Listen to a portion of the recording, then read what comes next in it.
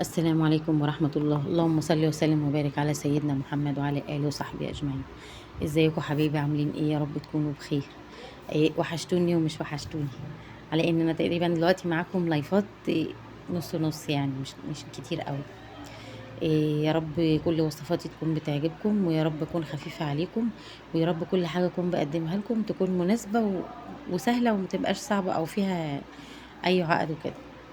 احنا النهارده عاملين طاجن صينيه زي ما تقولوا قولوا، بس هي بطاطا حلوه، بطاطا بالبشاميل.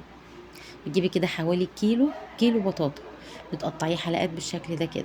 تنزلي عليه كوبايه نص كوبايه سكر وكوبايه ميه.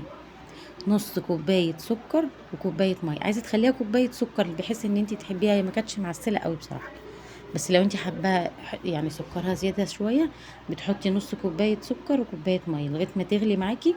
وبعد كده توطي عليها وتسيبيها لغايه ما تطرى خالص وتتهرس كده، وتسيبيها بقى تبرد. وبعد كده بقى ايه، تدخلي على البشاميل، قطعه البشاميل الصغيره اللي بتزيني بيها البطاطا بتاعتك. حوالي بقى معلقتين ثلاثه كده سمنه بلدي محترمين، ومعلقتين دقيق، بس معلقتين دقيق. تمام. وكوبايه لبن. كوبايه لبن كانت عندي والله في الفريزر، انا ما اشتريت لهاش اي حاجه، كله كان عندي في البيت. كوبايه دي اللي نزلت دي قطعه تلج، لان انا كنت مطلعاها من حبه كده فكت، ودي كانت قطعه تلج خفيفه كده. دابت والنشا هنا الدقيق، قصدي الدقيق ربط معايا هي كده. شويه البشاميل دول صغيرين قوي. بتحلي كوبايه اللبن اللي انت حطيتيها دي، انا نسيت اقول معلش، بتحليها بالسكر برضو. بتحليها بحوالي 3 4 5 معالق سكر على حسب ما انت بتحبي سكرك ايه يعني. ودي فانيليا سايله. حلينا اللبن، نزلنا على الدقيق والسمنه بيها. وبعد كده ربطت معانا، وحطينا الفانيليا بتاعتنا، وسيبناها برضو تهدى شويه. هنا البطاطا بتاعتنا بقى بعد ما هديت شويه، مش ما هديتش قوي، هي لسه سخنه برضو. بس انا بهرسها ليه بقى وهي سخنه؟ علشان ما يبقاش فيها، ما سيبهاش تبرد وتكتل معايا، تبقى كلها كريمي وناعمه كده. دي صينيه كانت عندي كده، انا كنت جايباها وما استعملتهاش اصلا، هي اللي هي الفويل دي، اللي هي استعمال مره واحده دي. بتفردي بقى كمية البطاطا بتاعتك كده، هو كيلو كان مناسب قوي معايا بصراحة، على قد حجم الصينية. انا البطاطا دي كنت جايباها بصراحة ما كانتش مسكرة، فما عجبتش ولادي، شويتها وما عجبوهاش. يعني شويت منها كمية وما عجبتهمش، فقلت اجربها كده يمكن تعجبهم. وبصراحة يعني الحمد لله الصينية ما تبقاش منها حاجة، وعايزين منها تاني، يعني لسه بطاطا عندي تاني، بطاطا نية وعايزين نعملها تاني. بتفرديها بقى في كده في الصينيه بتاعتك.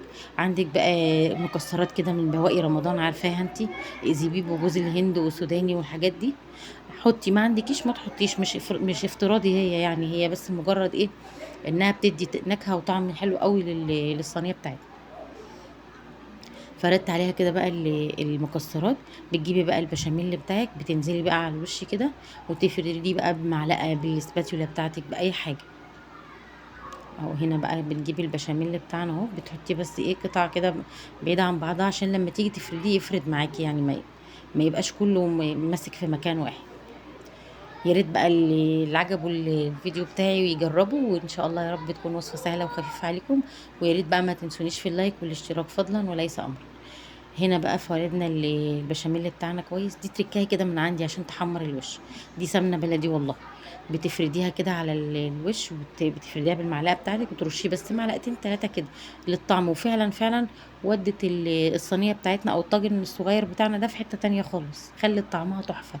وهي مجرد كل حاجه مستويه، مجرد ما هتاخدي الوش بتاعها في الفرن تحت الشوايه وبس، مش عايزه اكتر من كده. حتى بتسهل معاكي ان انت تفردي البشاميل كويس، لانها بتجري على الوش كده. وهنا كانت خلصت معانا، بندخلها بقى الفرن 10 دقايق، 5 دقايق، حسب ما تديكي وش. انت ما بتقليش الفرن من تحت، لان هي اوريدي مستويه كلها. انت بس بتاخدي الوش بتاعها كده بس وخلاص.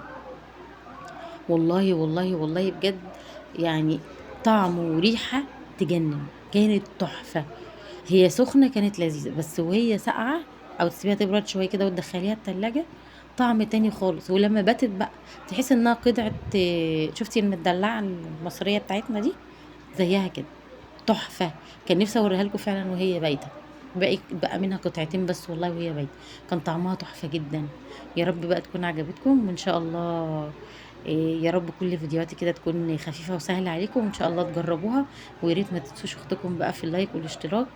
عشان كده قناتي تكبر بيكم وليكم وتشرفوني كده، وتكون تعليقاتكم كلها ايجابيه تشجعني وتخليني وتحفزني ان انا اعمل حاجه جديده. يا رب اشوفكم الفيديو جاي على خير. مع السلامه.